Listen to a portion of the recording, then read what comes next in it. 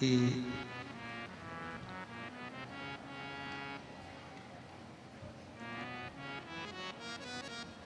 तुलसी बाबा जी की कुटिया में 3-4 चोर घुस गए। अब एक तो संत की कुटिया में चोर घुस जाए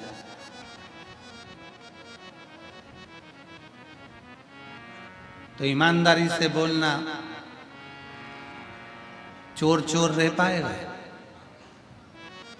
आधा घंटा भी अगर किसी सच्चे संत का, सदगुरु का सानिध्य किसी दुनिया के अच्छे अच्छे चोटे को भी मिल जाए ना, तो वो संत अपने रंग में रंगी देकर संत ही बना देता है।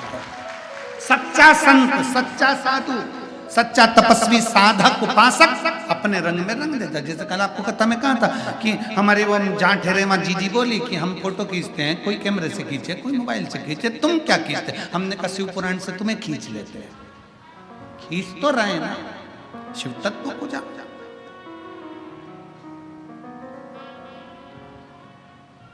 चार चोर चोरी करने के लिए गए बाबा के।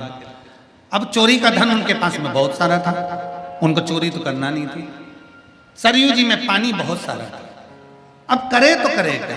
उन्होंने कहा, तुलसी बाबा के पास में पहुंचे और उनसे कहा, तुम नदी के तट पर रहते हो, तुम्हें तैरना आता होगा। तुलसी बाबा बोले, नहीं मुझे तैरना नहीं आता। तुम्हें तैरना नहीं आता? नहीं मुझे तैरना। तुम्हें तैरना नहीं आता, तुम नदी के तट पर रहते हो। बाबा बोले, तैरना तो आता है, पर बात इतनी सी है कि सरयू मैया उफान पर पड़ी हुई है, मैं बूढ़ा आदमी, मैं कहाँ तैरूंगा? तुम बताओ ईमानदारी से। नहीं, तुम्हें तैरना आता है, हमारे पास चोरी का सामान है, हम चोटते, ये सामान लेकर जाना है हमको उस पार, चलो छोड़ के आओ। तुलसी बाबा के, मैं तुम्हारे हाथ जोड़ूं, मुझे बुढ़ापे में कहाँ ठंडे पानी में डाल दो, कहाँ ठंडे पानी में।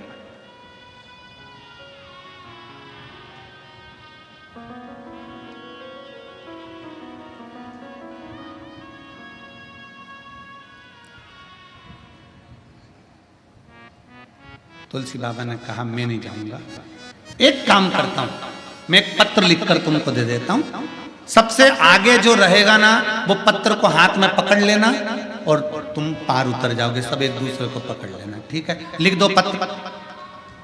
चोर के हाथ में पत्र दे दिया बाबा ने लिखकर, पत्र आगे वाले ने पकड़ा, सबने एक दूसरे को पकड़ा, चोरी का सामान पीछे, और सब सरयू जी से पार उतर गए।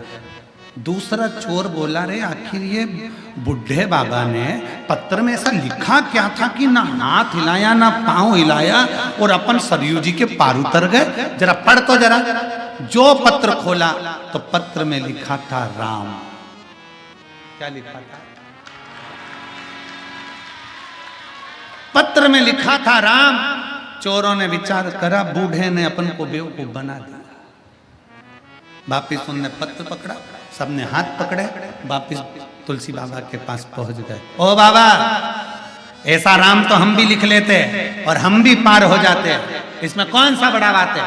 तुलसी बाबा कहे, भैया तुम वापिस लौट कर आए हो, मैं तो यही चाहता हूं कि दुनिया का हर व्यक्ति दिल पे राम लिख ले और भवसागर से पार उतर जाए।